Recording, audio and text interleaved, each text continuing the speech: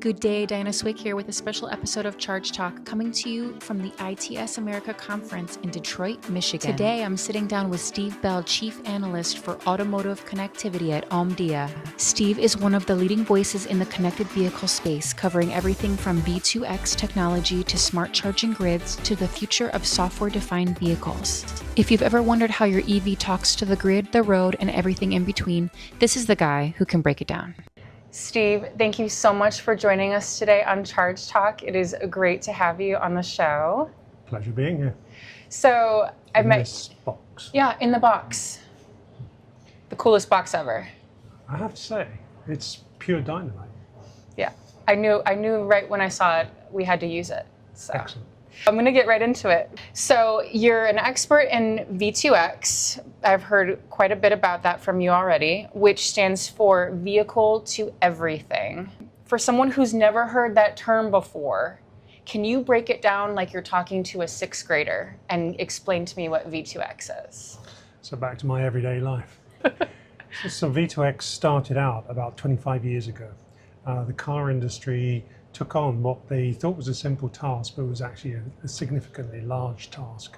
They wanted vehicles to communicate with each other so that they could advise vehicles ahead or behind of an incident, whether that's an accident, treacherous road conditions, whatever, bad weather. And so they came up with a standard. In the US, the Federal Communications Commission allocated spectrum in the 5.9 gigahertz, and they started working on it. 26 years later, we're still here, and no vehicle, a few vehicles have got them in. They've got them in Europe. They've got it in Europe, but it's an evolved standard there. 3 years ago, the Federal Communications Authority, Commission, basically halved the spectrum that was available. So they gave it the other half to Wi-Fi, because Wi-Fi was growing and they needed it, and much against the sort of industry, what they wanted from a safety perspective, the FCC turned around and said, yeah, but you haven't used it in 26 years. We can't waste spectrum. So you can keep this, and there's a technology you can utilize in that, which isn't the one that you were looking at, which was known as DSRC, but you can use cellular vehicle to X. So that's the history of it. Since then, a couple of things have happened. Most Americans know that the network that they communicate on is a 5G network, which means you've got faster data speed, lower latency, all good things. And they've also started to recognize that they can use that network to also assist the vehicle. So you can send messages in very quick order to the vehicles to notify them. So what that means is, instead of just a vehicle to vehicle saying what's in front of me, if there are a couple of vehicles 3 miles ahead, they can notify the network can notify the vehicle, and so you're seeing it over the horizon. So that's a great advantage. There's still differences in terms of technically the use cases and how fast it works, but the network is now part of that V2X. So it's vehicle to vehicle, vehicle to infrastructure, vehicle to network, and vehicle to pedestrian.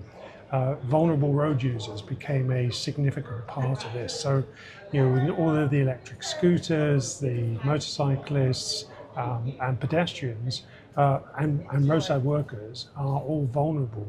And so if you can use communications to save lives, not only from people having fender benders, but also people in work zones, then that would be a good thing. What's really interesting, and why it maybe plays to EV charge, is that in the last 18 months, there's been some other movements where the 900 megahertz that was being used for tolling is in contention. There's a company that wants to utilize it for other things. They're petitioning the FCC to use that. And the tolling industry is suddenly getting a bit nervous. Now, as far as I know, the FCC hasn't ruled on it yet, but there's about 2,500 complaints about what the proposal is within the community. Other companies like Walmart are also saying my RFID tags aren't going to be working in stores. So there's a lot of confusion.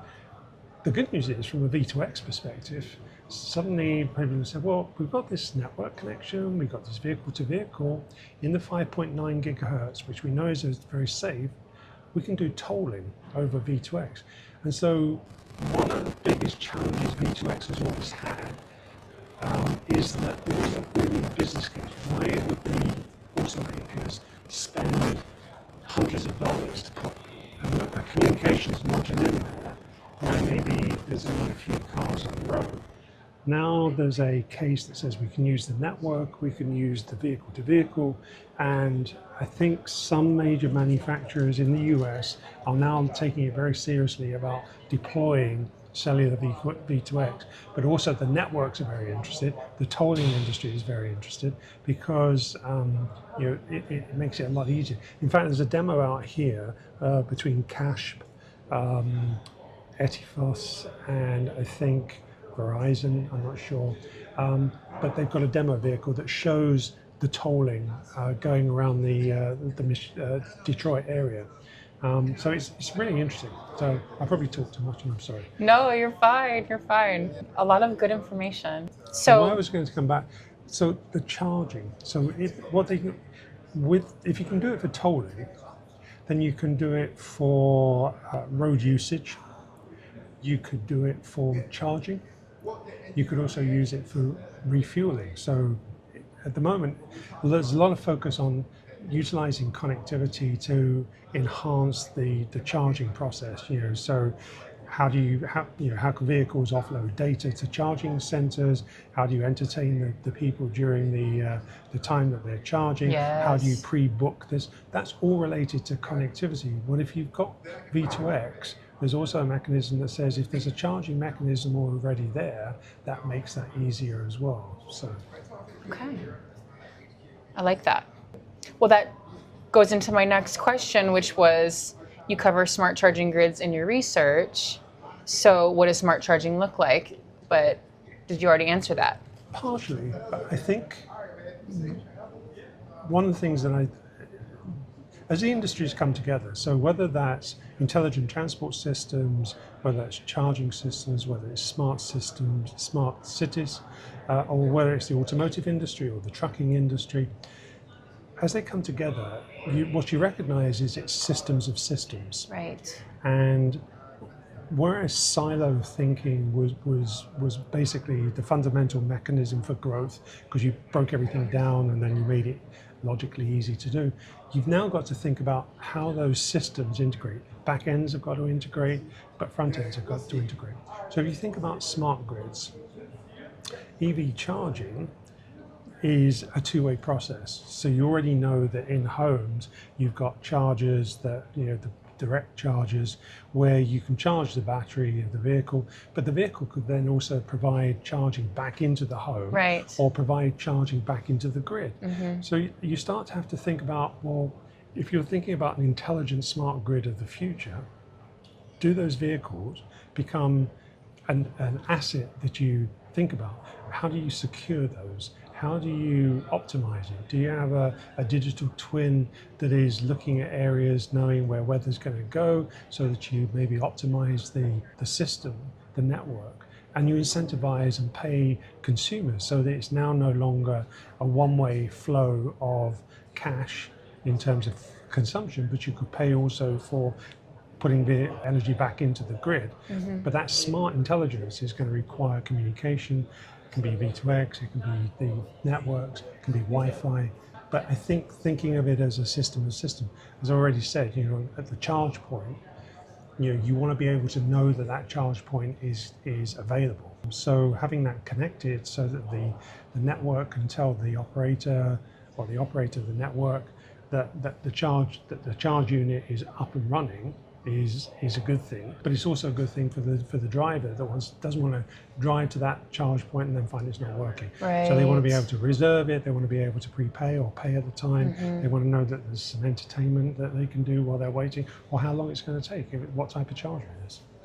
Yes, all good points. I think I've heard a lot of stories of people getting the chargers and assuming that it was going to work, and then it ends up not working. Right. So that can be a very sad story. But I think it's a good thing that you're here at ITS, because really, I know for a fact that the EVs are the mechanism by which we can get software-defined vehicles, because the car makers are building from SDVs. They have to re-architect the electronics in it and then the software that goes on it. And so understanding how the SDV and the EDV, the software-defined vehicle, and now the AI-defined vehicle with the EV platform fits into the intelligent transport system and the intelligent grid, I think is a good idea. Well, and to your point, when you were talking earlier about everyone, is collecting data and doing all of these different things, it's good to have everyone together, because if you're innovating and you're trying to make things better, if you leave somebody out, it's like, well, you want to make sure everyone's at the table that is supposed to be making everything work better, all these systems work better, right? So inclusion. Yeah, exactly. Well, going off of what you were just talking about, EVs are getting smarter every year with all of these over-the-air updates. Something that my CEO has always talked about is like, it's so nice I don't have to bring my car into the shop. It's just updated automatically. Is there anything that you think that we're going to see in the next 5 years that, consumers are going to be surprised about, or things that you're seeing being innovated at the moment?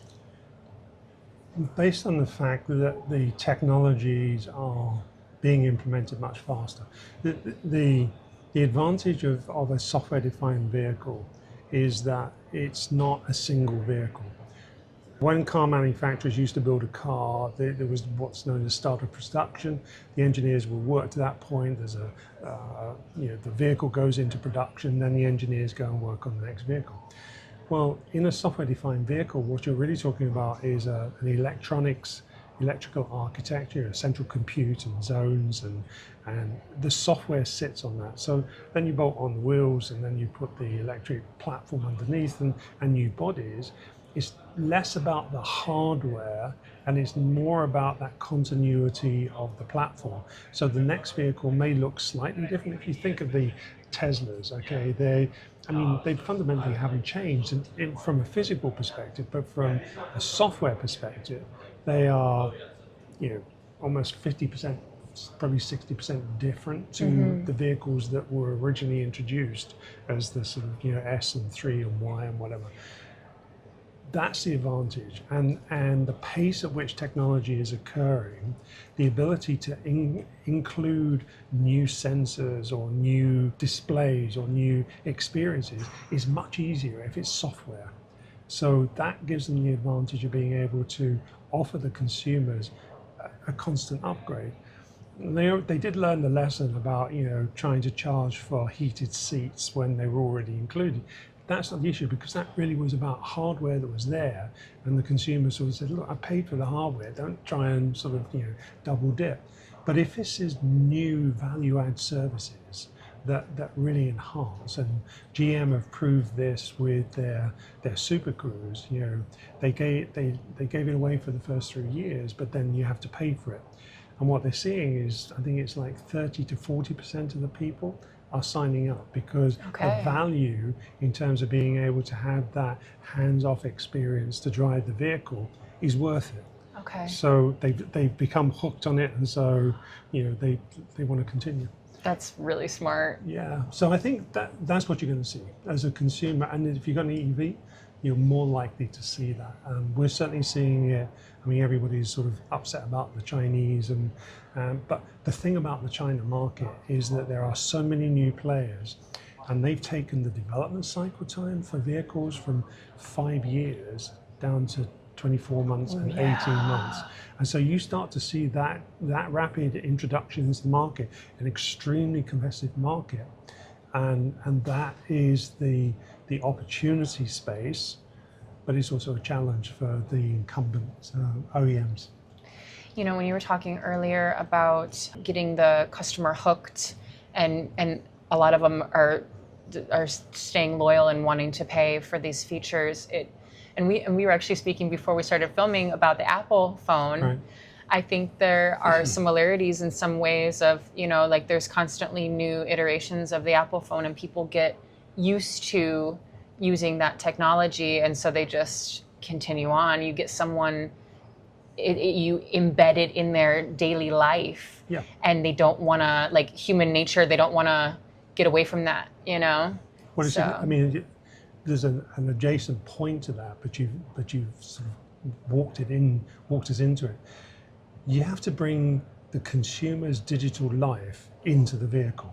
I mean, you have a digital life that's outside of the vehicle. You have it in your home, you have it in your workplace, you have it outside as you socialize. You can't have a separate one there. You need to be able to bring that digital personality into the vehicle, but it needs to be enhanced. It doesn't need to be replicated, and you shouldn't have to pay twice for it. What you should be doing is getting different experiences because of the enhancement of that vehicle. Again, in China, most people live in apartments. They're like 300 square feet, 400 square feet, not very big, sometimes smaller than that.